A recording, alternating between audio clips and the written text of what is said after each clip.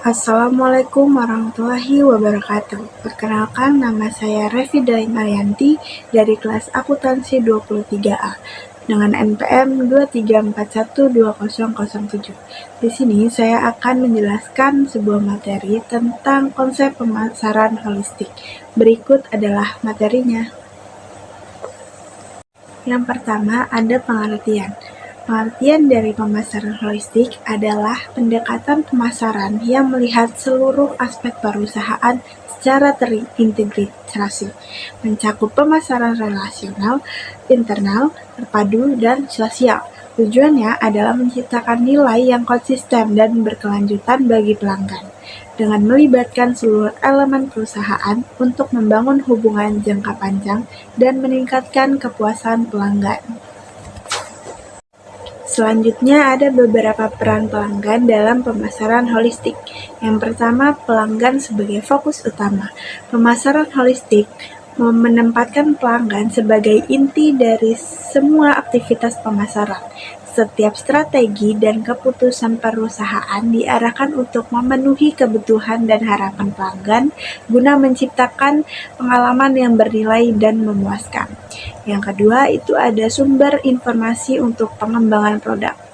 Pelanggan berperan sebagai sumber informasi penting melalui feedback, preferensi, dan perilaku mereka. Data yang dikumpulkan itu membantu perusahaan memahami tren pasar, mengidentifikasi peluang, dan merancang produk atau layanan yang relevan. Yang ketiga, ada pelanggan sebagai mitra strategis. Dalam pemasaran holistik, pelanggan tidak hanya dipandang sebagai target penjualan, tetapi juga sebagai mitra strategis.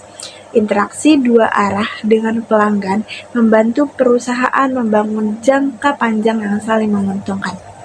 Yang keempat, ada pendorongan inovasi dan perbaikan. Feedback pelanggan memungkinkan perusahaan untuk terus berinovasi dan meningkatkan kualitas produk atau layanan. Pelanggan memberikan wawasan tentang apa yang perlu diperbaiki untuk menciptakan keunggulan kompetitif. Yang kelima, ada kontributor loyalitas dan reputasi. Pelanggan yang puas menjadi loyal dan cenderung merekomendasikan perusahaan kepada orang lain. Hal ini meningkatkan citra mereka dan membantu perusahaan mempertahankan posisi yang kuat di pasar. Yang terakhir, ada katalisator pertumbuhan bisnis. Dengan menjadi fokus utama, pelanggan mendorong pertumbuhan bisnis melalui pembelian berulang dan kontribusi terhadap pendapatan perusahaan. Hubungan yang terjalin dengan baik menciptakan ekosistem yang mendukung keberlanjutan perusahaan dalam jangka panjang. Selanjutnya, yang ketiga, ada manfaat pemasaran holistik.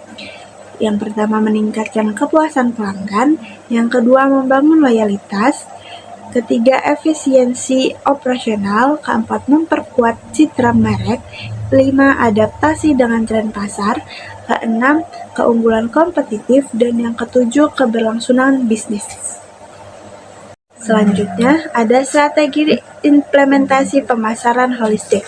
Pemasaran holistik dilakukan dengan mengintegrasikan pemasaran rasional, internal, terpadu, dan sosial. Fokus pada inovasi, nilai merek, serta pemanfaatan teknologi digital membantu memahami kebutuhan pelanggan.